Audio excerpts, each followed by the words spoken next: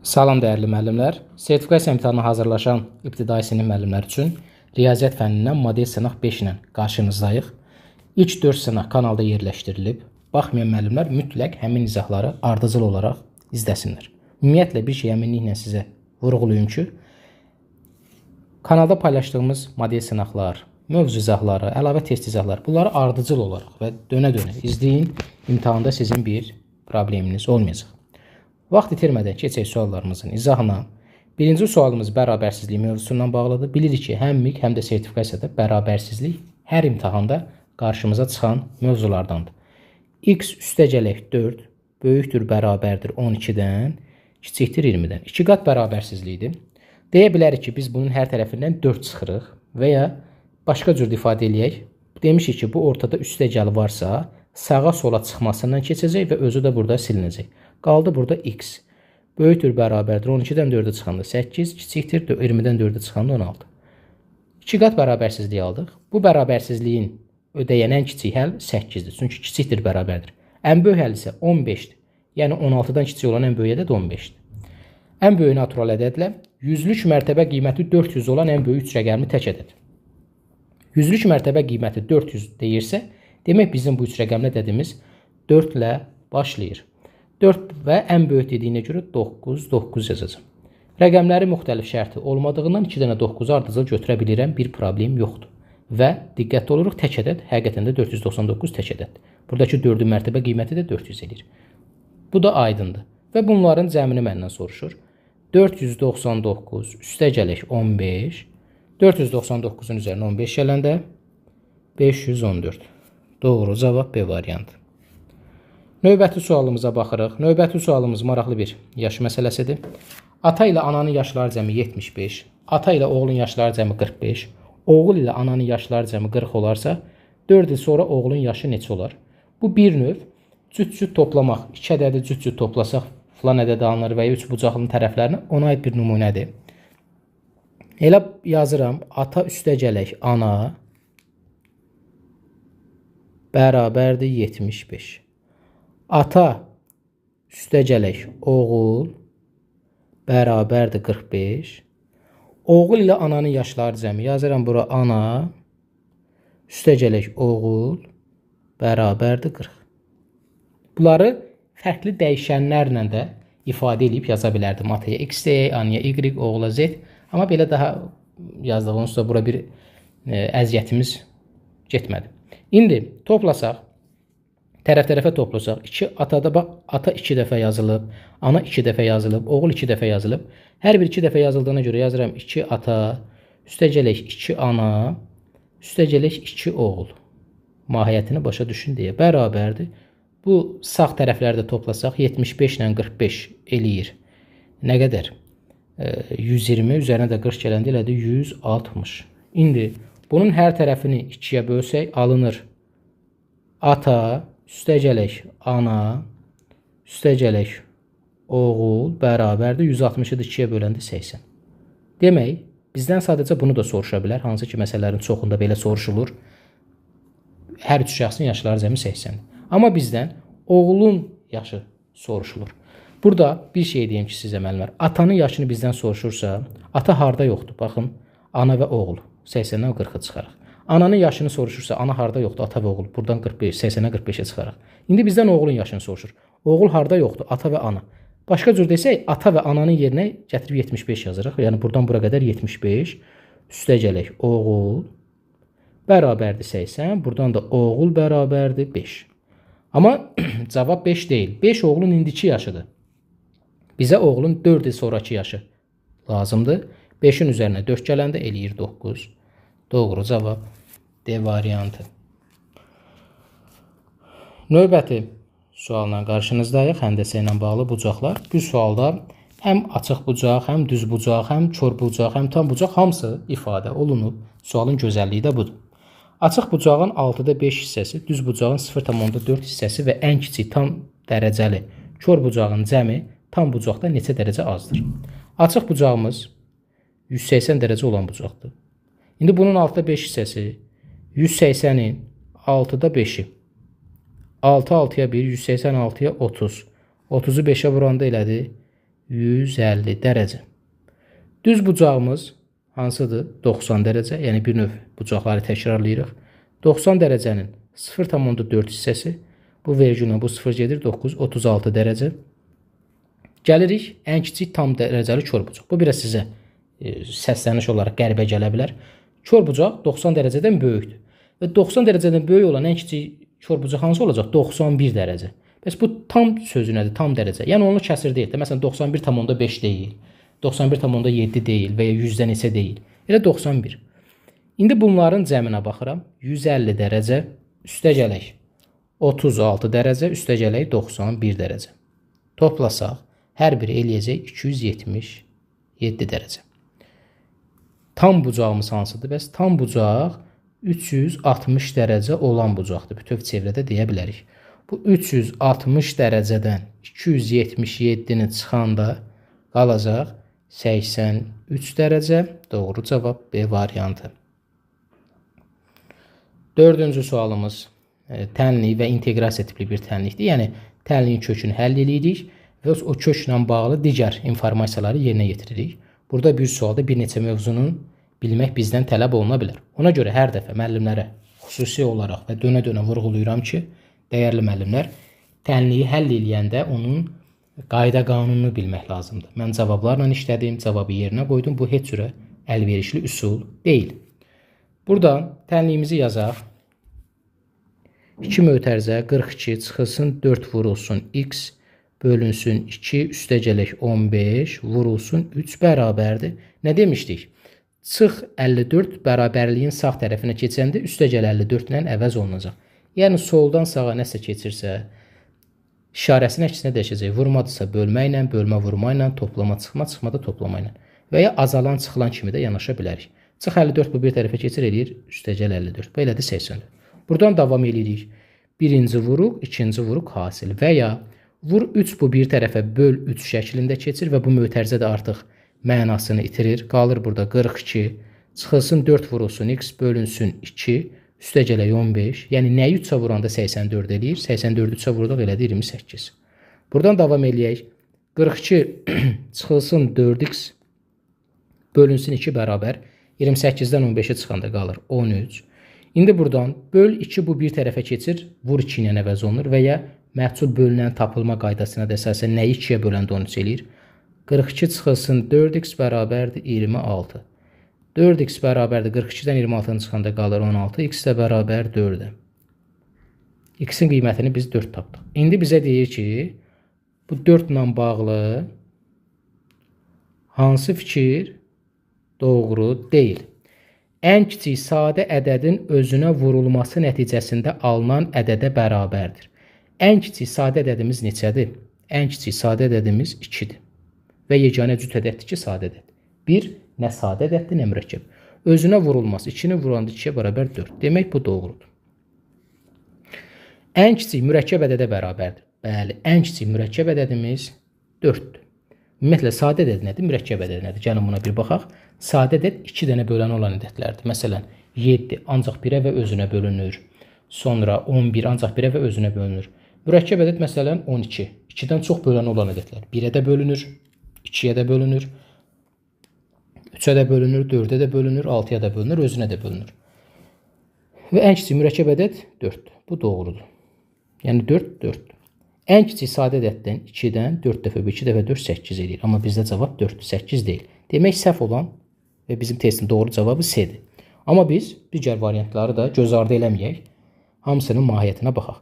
Sahəsi 36 olan kvadratın perimetrindən alt dəfə kiçikdir. Yəni 36 metr olan tutaq. 36 olan kvadratın tərəfi 36-nı 4 yerə böləndə sahəsi 36 olan, 36-dırsa bunun tərəfi 6-dır. 6 dəfə 6 36 edir.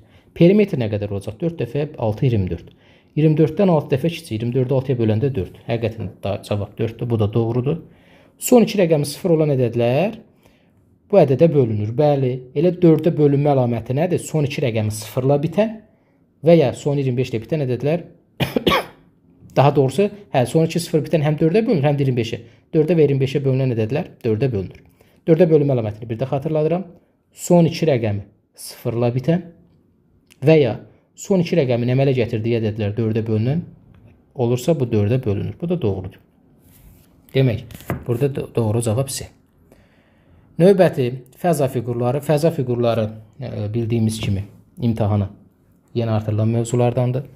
Fəza fiqurunda yan səthinin sahəsi 100 kvadrat metr olan kub formasında 3 çəni yanaşı qoyduqda alınan kuboidin, kuboid düzbucaqlı paralelipiped deməkdir, eyni şeydir, həcmini tapın. Bunu iki üsulla sizə göstərəcəm. Əvvəlcə gəlin biz kubumuzu çəkək. Kub bütün üzləri kvadrat olan fəza fiqurudur. Baxın. İndi dəyərli müəllimlər. Bunun yan üzü, yan səthinin sahəsi 100 kvadrat. Bax, diqqətli olaq. Tam səth demir, yan səth. Yan səth nədir? Məsələn, bir otaqda, kub şəkilli otaqda otursanız, 4 dənə divar var da. Arxa, qabaq, sol, sağ. Yəni, mənə baxan üz, arxadakı üz, bu üz, bu üz. Bunlar. Bu 4 dənə üz elə bil 4A kvadratı deməkdir. Kubun bir tili A olsa, bir üzü A kvadratı. 4A kvadratı bərabərdir 100. Buradan A kvadratı bərabərdir 100-ü 4-ə böləndə elədi 25. A da bərabərdir nəyə? 5-ə. Onda bu kubun bir tili 5-dir.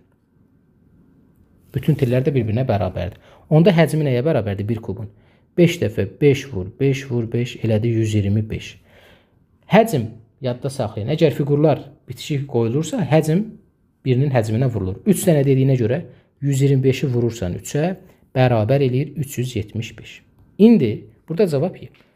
Bu biraz belə deyək də, tapmaca kimi oldu. Mahiyyətini ola bilər dəyəş eləmədiniz. Gəlin bunun həqiqətində şəkil olaraq 3 dənə çəni yanaşı qoyaq və vizual olaraq bunu anlamağa çalışaq. Belə olacaq. Baxın. 3 dənə çən, elə bil biz belə düşünürük ki, bunlar eyni ölçüdə çəkmişik. Baxın. Bu elə bil bu kubu götürüb 3 dənəsini bax belə yanaşı qoyuram.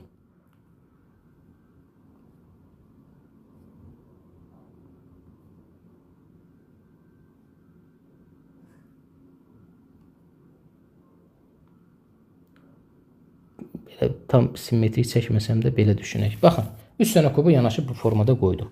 Onda müəllimlər, bir til 5 idisə, bura 5, bura 5, bura 5. Bütövlükdə bu nə qədər eləyir? 3 dəfə 5, 15. Bura 5, burada 5. Elə bil, bax, bunu ayrılıqda çəkirəm sənin üçün. Elə bil 3 dənə kubu qoyduq, belə bir kuboid aldıq. Bax, bu fiquru aldıq. Başa düşdünüz? Bu kuboidin, düzbucaqlı paralelipipedin həcmi necə tapılır? 15, 5, 5. Həcm fərqi yoxdur. Kubda da, kuboiddə də 3 ölçünün bir-birinə vurulmasıdır. 15 vur, 5 vur, 5. 25, 25-i də 15-ə vuranda yenə də nə qədər eləyir müəllimlər? 375. Doğru cavab Y. Yəni, burada yan səthinin üstünü bilmək lazımdır. Ondan sonra da yola çıxmaq olar. 6-cı suala baxırıq. 6-cı sualımız kater məsələsi ilə bağlıdır. Katerin sürəti çayın sürətindən 7 dəfə böyükdür. Kater, bura yazıram çay. Çayın sürəti x-dirsə, katerin sürəti 7x-dir. Kater axın ilə 4 saata 224 km yol gedərsə, biz bilirik ki, axın ilə gedəndə, burana kateri çəkirəm, hər zaman sürətlər toplanır. Yəni, kater üstəgələk çay. İndi bunu əsasən 4-ü vuracaqsan bunların sürətləri cəminə 7x üstəgələk x-ə. Neynədir? Katerin sayı topladıq. Bərabər eləyəcək 224 kilometrə, yəni yola. Bu 8 dəfə 4, 32x bərabərdir. 224, x də bərabərdir 7. X bərabərdir 7. İndi x-i 7 tapmışamsa, artıq kater və çayın sürətini dəqiq yaza bilərəm. Kater bərabərdir 49, çay bərabərdir 7-yə. Amma məndən başqa şey soruşur. Kater axına qarşı 5 saata nə qədər yol gedər? Axına qarşı necə olacaq? Bu istiqamətdədir. Tutaq ki, da çayın istiqaməti belədir. Bunun üzərində kater var. Bunun oxunun əksinə. Bunda çıxılır. Yəni, kater çıxılsın çay. İndi 5 saat vurulsun. Axına qarşı dediyindən sürətləri fərqi. 49 çıxılsın 7. Bu da bərabərdir. 49-dan 7-ni çıxanda qalır 42.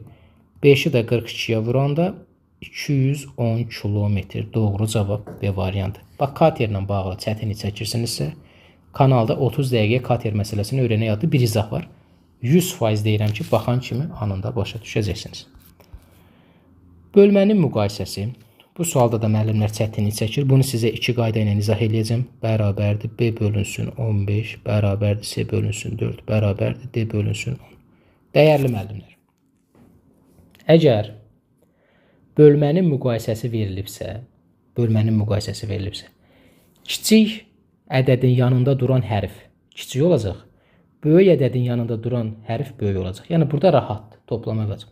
Bunu bu formada ən kiçik olar onda C, kiçik olar D-dən, kiçik olar A-dan, bu da kiçik olar B-dən. Bu cavab Y-dir.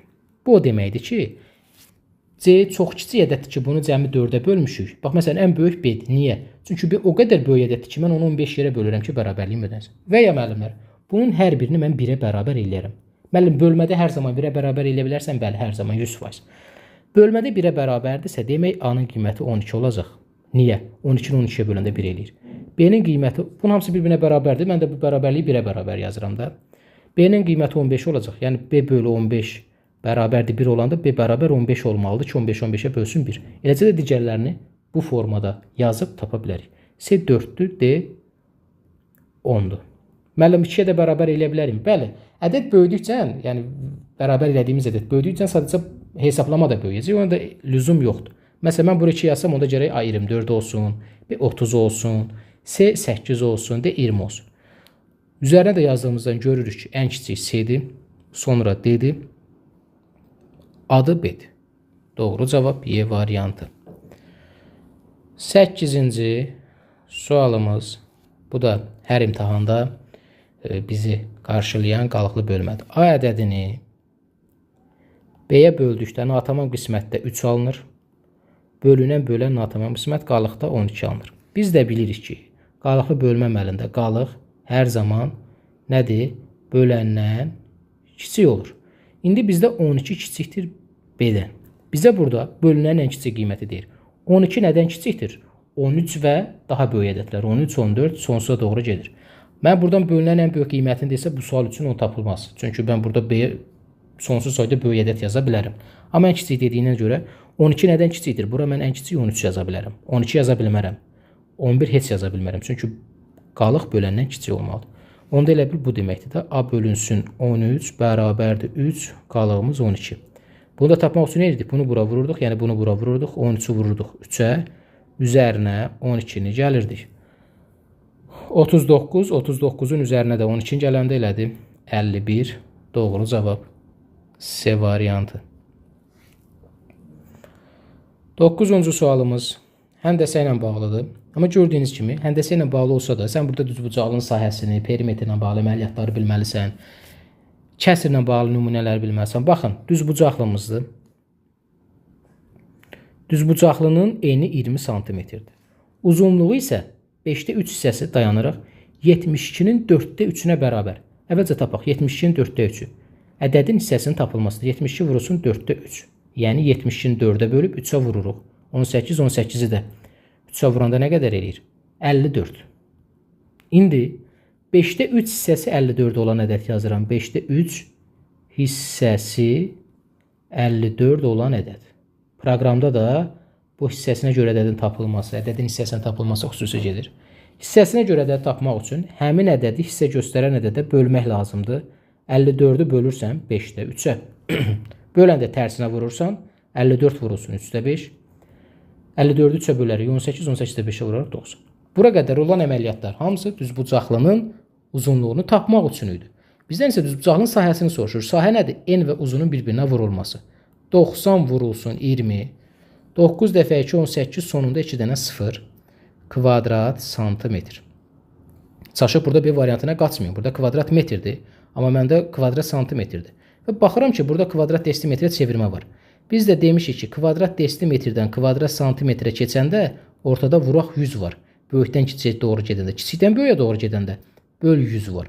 İndi kvadrat santimetrdən kvadrat desimetrə keçmək üçün, yəni 1800-ü böləcəksən 100-ə, 2 0 gedəcək bərabər 18 kvadrat desimetr. Doğru cavab deyil. Sual ilk baxışda rahat, sadə sualdır, amma burada eləyə biləcəyiniz əməliyyatlar çoxdur. Həm ədədin hissəsinin tapılması, həm hissəsinə görə ədədin tapılması, düzbucaqlının sahəsinin tapılması, bundan əlavə olaraq çevirmə, hamısı bir sualın içərisindədir. Növbəti, olduqca cəmi ki cümlə kimi görsənən, amma maraqlı bir faiz məsələsidir. Faiz məsələsi də proqrama son artırılan mövzulardandır.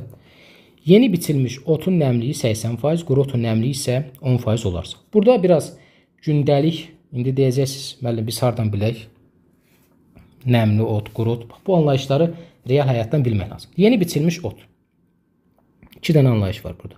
Yeni biçilmiş ot. Bu yeni biçilmiş otu tutaq ki, preslər deyirik də biz bunu. Bax, belə presləmişik, bu formada qalıb. Bu yeni biçilmiş otun 80%, nəmliliyi 80%-dir. Burada nəmlilik 80%-dirsə, quruluq neçə faiz olacaq? 20%. Hər şey 100%-dir.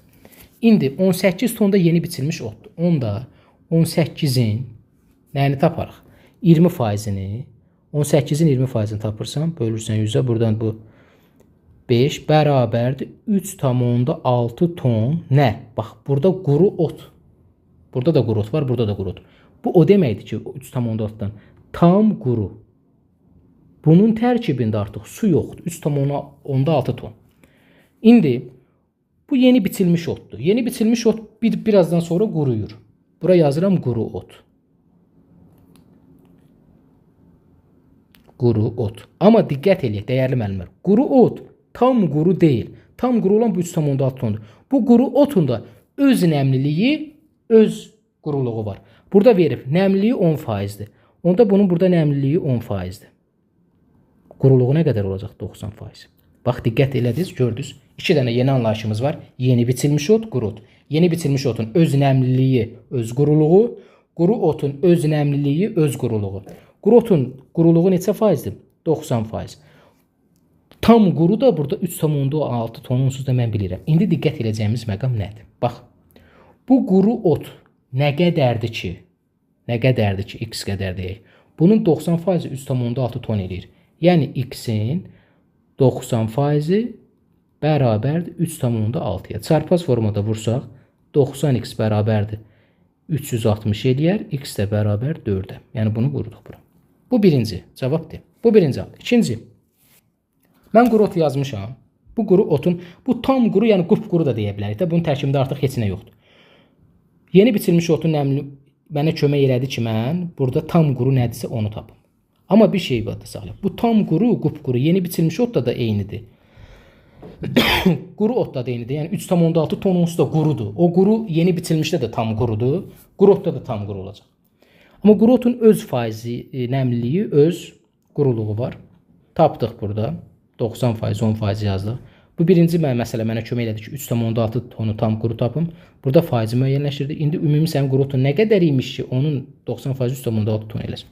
Doğru cavab D variantı. Bu qədər müəllimlər. Hər birinizə uğurlar arzulayıram. Kanala abunə olub paylaşmağı unutmayın. Yeni indirimli qruplarımızda qoşulmaq və ətraflı məlumat almaq istəyən müəllimlər qeyd olunan nömrə ilə əlaqə saxlaya bilərlər. Sağ olun. Növbəti izahlarımızda görüşərik. Hələlik.